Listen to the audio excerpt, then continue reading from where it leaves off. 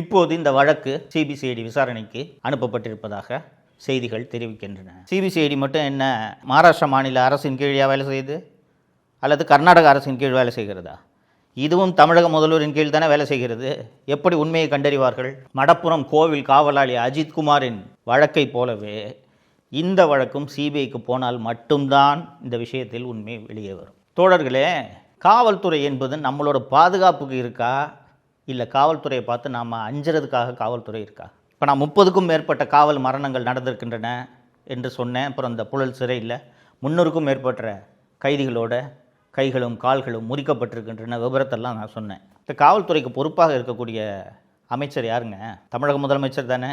அதிமுக ஆட்சி காலத்தில் சாத்தான்குளத்தில் பென்னிக்ஸ் மற்றும் ஜெயராஜ் அடித்து கொலை செய்யப்பட்ட போது திமுக குடும்பத்தில் இருக்கிற அத்தனை பேரும் வீட்டுக்கு போய் ஒப்பாரி வச்சாங்க.